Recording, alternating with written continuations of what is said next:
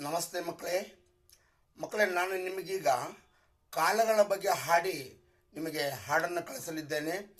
ತಾವೆಲ್ಲ ಈ ಹಾಡನ್ನು ಕೇಳಿ ಕಾಲಗಳ ಬಗ್ಗೆ ತಿಳಿದುಕೊಳ್ಳಿ. ಕಾಲಗಳು ಕಾಲಗಳು ಕಾಲಗಳು ಎಂದರೇನು? ಹಿಂದೆ ನಡೆದ ಈಗ ನಡೆಯುತ್ತಿರುವ ಮುಂದೆ ನಡೆಯುವ ಹಿಂದೆ ನಡೆದ ಈಗ ನಡೆಯುತ್ತಿರುವ ಮತ್ತು ಮುಂದೆ ನಡೆಯುತ್ತಿರುವ ಕ್ರಿಯೆಗಳನ್ನು ಸೂಚಿಸುವುದೇ ಕಾಲಗಳು. ಕಾಲಗಳು ಕಾಲಗಳಲ್ಲಿ ಮೂರು ವಿಧಗಳಿವೆ. ಭೂತಕಾಲ ಒಂದು, ವರ್ತಮಾನ ಕಾಲ ಎರಡು. ಭೂತಕಾಲ ಒಂದು, ವರ್ತಮಾನ ಕಾಲ ಎರಡು. ಭವಿಷ್ಯತ್ ಕಾಲ ಮೂರು, ಭವಿಷ್ಯತ್ ಕಾಲ ಮೂರು. ಕಾಲಗಳಲ್ಲಿ ಮೂರು ವಿಧಗಳಿವೆ.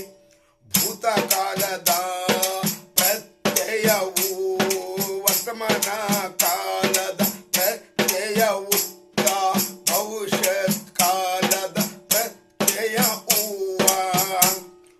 ಉದಾಹರಣೆ ನೋಡುವುದಾದರೆ ಭೂತಕಾಲಕ್ಕೆ ಮಹೇಂದ್ರನು ಮನೆ ಕೆಲಸವನ್ನು ಮಾಡಿದನು.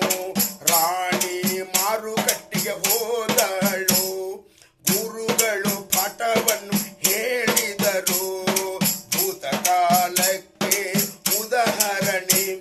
ವರ್ತಮಾನ ಕಾಲನ್ನ ನೋಡುವುದಾದರೆ ರಾಜು ತೋಟದಲ್ಲಿ ಕೆಲಸ ಮಾಡುತ್ತಾನೆ. ಲಕ್ಷ್ಮಿ ಶಾಲೆಗೆ ಹೋಗುತ್ತಾಳೆ. ಅವರು ಜಮೀನಿನಲ್ಲಿ ದುಡಿಯುತ್ತಾರೆ.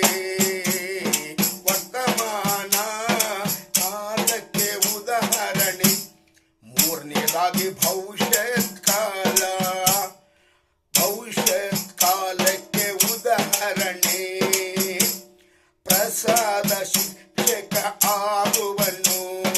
ಶಾಲಿನಿ ನಟಿ ಆಗುವಳು. ವೈದ್ಯರು ನಮ್ಮ ಮನೆಗೆ ಬರುವರು. ಕಾಲಗಳು ಇವು ಕಾಲಗಳು. ಭೂತಕಾಲ, ವರ್ತಮಾನ ಕಾಲ, ಭವಿಷ್ಯತ್ ಕಾಲ.